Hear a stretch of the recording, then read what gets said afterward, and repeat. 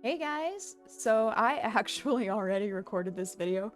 I feel like I do this every single time, where I recorded a whole video and then realized I didn't actually record it or something. But I didn't script it, I never do. I should. But I did, I did bring up a lot of points that maybe I can do a better job of explaining this time. I'm sorry, it's so early in the morning. I wanted to talk about Inuyasha and its sequel. So this OC is a character from the show Inuyasha, and Inuyasha had a profound, like a death grip on my childhood. Um, if you guys are my age, like around my age, you probably watched Adult Swim growing up, and Adult Swim was like sort of the gateway drug. It was like the drug dealer for a lot of us that got us into anime. And it had a lineup of shows like Yu Yu Hakusho, another banger, Inuyasha, obviously. There's all those memes of like the Inuyasha theme song waking people up at 3 a.m. Had Inuyasha, Yu Yu Hakusho, Cowboy Bebop, another, just a stellar lineup, really. And then it would have some like mech animes that I don't remember. Big O was one of them, I think, which is really funny. It's a really funny name. What else? I only remember those. Oh, it also used to have Tenchi Muyo on it, I'm pretty sure, and then it got edited for Toonami. Like, some shows would air on Adult Swim, then have the curse words taken out, and then they would air again on Toonami. But this was like circa 2005, which is the era that this OC is from. And I think that why Inuyasha had such a profound impact on my life, like I was obsessed as a kid. It's all I wanted to talk about. Like, I basically lived in that world. I developed something that I later found out was called maladaptive daydreaming. Maladaptive daydreaming is when you use daydreaming as a way to cope. Hang on, let me turn off my TV. I hope that's not being picked up in the background. Man, so dumb. Why did I not turn off my TV before I started doing this? I'm not re-recording either, by the way, even if it does pick up. Okay.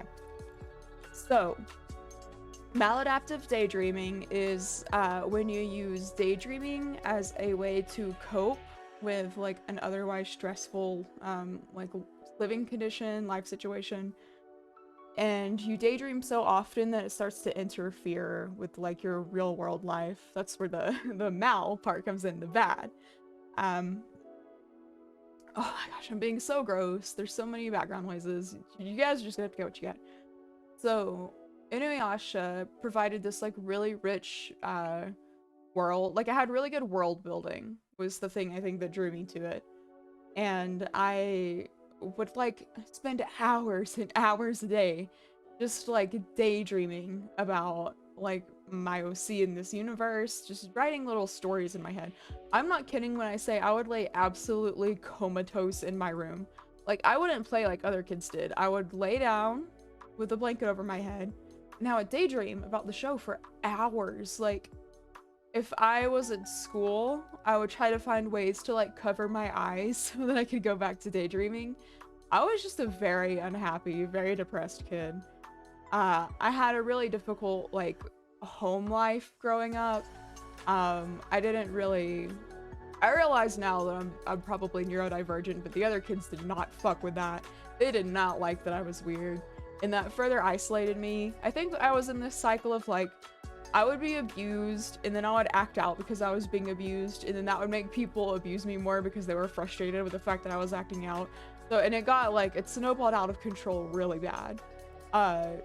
Nobody liked me. Nobody liked me. There were like 4 people that liked me growing up.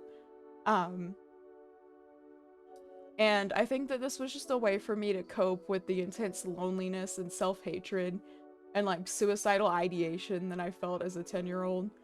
But the show itself, it's genuinely pretty good, actually. Like, I've rewatched it recently, and it deals with a lot of themes that aren't really explored in anime very often, I'll say. Like, it could just be the anime I watch, but And I think that anime is, as a whole, has developed a lot as a genre, but it deals a lot with, like, siblings is a huge theme, and I really like the dynamics between all of the characters and their siblings. That's a fun thing to explore. But also, I also want to use this show to talk about, objectification through the female gaze and objectification through the male gaze. And I've mentioned this before, but back in the mid-2000s, there were like two characters that had a death grip, an absolute hold on social media. So this was like MySpace. First one was Chi from Chobits. She was everywhere. She reigned supreme over the internet. She was everywhere. I don't even think people knew where the show, like where the character was from. I think they just liked the aesthetic of Chi. And I, to this day, am a Chobits stan. It is a weird fucking show that's very problematic. But I love Chobits. It is so aesthetically pleasing. And the second one is from Inuyasha. It's Sesshomaru. Everybody fucks with Sesshomaru. This is a peak fucking character. This is a peak character design. This is a peak character. Everybody I know fucks with Sesshomaru. And I think that Sesshomaru and the sort of archetype, the archetype he is a part of, it's called Bishonen. And Bishonen means, I think it means like a beautiful man. I literally think it means like pretty guy. And this is, I believe, my argument is that Bishonen is the closest we can get to objectification of men under the female gaze. I think that this is genuinely an unattainable standard for men set by women. Like, men have male pattern baldness. They can't have, like, they typically don't have, like, luscious flowing hair and like perfectly done eyeshadow, and most men aren't David Bowie, you know what I mean? And I've seen supporting arguments for this around the character Loki from the Marvel Cinematic Universe. I've seen the argument that Loki is the closest thing you can get to like a real life shonen, because he has like softer features, bigger eyes, in contrast to Thor, who is very, like, Chris Hemsworth is very attractive, but he's objectification. He is being objectified by the male gaze, right? He's male objectification under the male gaze. He is he's the result of beauty standards set by fellow men, I think. He's not the result of... Another good example is, Prince Eric from The Little Mermaid and Flynn Rider.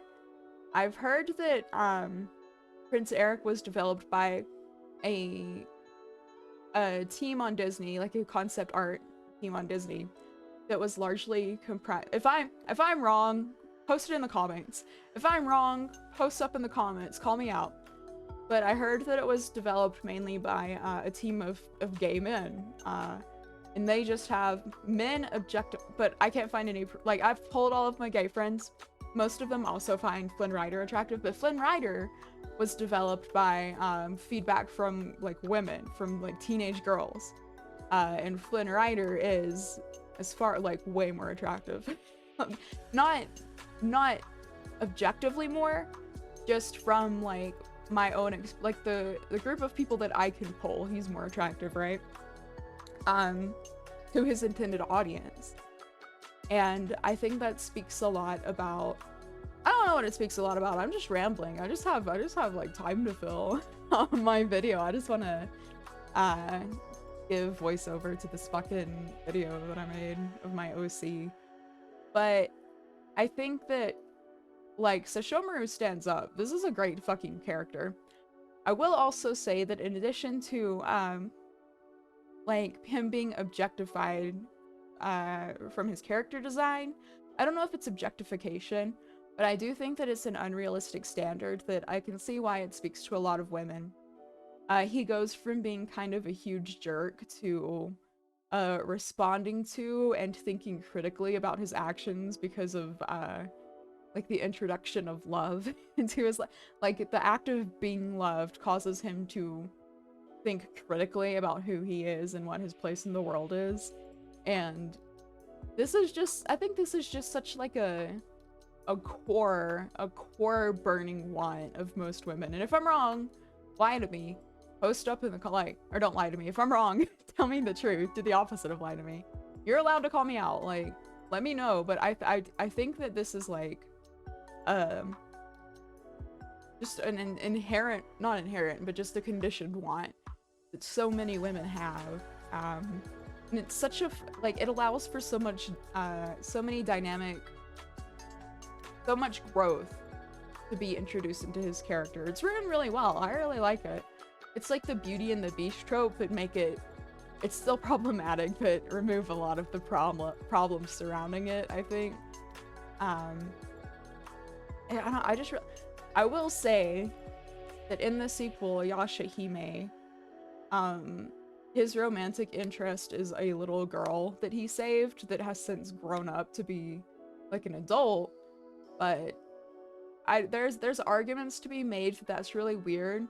It's not as weird as Jacob imprinting on Renaissance Renesmee, and I gotta take a drink. That was a gross cough. Renesmee and Twilight. Sorry for making fun of Twilight for so long. I genuinely feel bad about it now. But that was weird. That was a valid criticism against the Twilight series. And it's not as weird. So Shomaru and Rin as a couple isn't as weird as that. Because he did, like, they were separated for a long period of time. Because he wanted her to adjust to life. It's as tasteful as it can possibly be in an inherently weird situation. But I do like, it's also my favorite trope. It's Ray of Sunshine and Grumpy. That's everybody's favorite. It's my favorite relationship dynamic. Sorry, I had to sniffle. It's really early. Like, I haven't eaten. I'm stuffy. How much time do I have left? I only got 2 minutes. But I think that Inuyasha as a whole deserved all of the hype that it got. I'm coming back around. It really was a pretty good show. It was especially good for Rumiko Takahashi, who was from an era of anime that was it had lots of problems. It wasn't necessarily I don't know how to describe it. Oh, I will also say another good example of objectification. Watch Rose of Versailles, because that's more Bishoujo, and shoujo as a genre as opposed to shonen gives a much better case study of female attraction, I think, because it's authored by women for a female audience. Not that shonen is incapable of that, but I think that the way that women interact with, like, Dragon Ball Z is kind of different than the way that men interact with Dragon Ball Z, if that makes sense. And you can kind of see it, like, I'm part of the the like fan content community, and the contributions that women make are a little different. I don't know. I think I kind of said everything I want to say. I will talk about this. Soci has existed since 2005, 2004. I really like the way I rendered her, and I hate the background, and I think that's why this didn't perform as well. But I've been putting a lot of effort into learning, so, you know, you learn the big shapes of the human form, like the torso is a gourd, or like a squash, or a bean. I'm learning the smaller, like, shapes that are, like, sub-shapes to the overall form. Like, her rib cage is convex, it's like a hollow egg, and then her stomach muscles go from like the concavity at the bottom of her rib cage to like the convexness of her stomach muscles, things like that. And that's been really fun to learn. This was a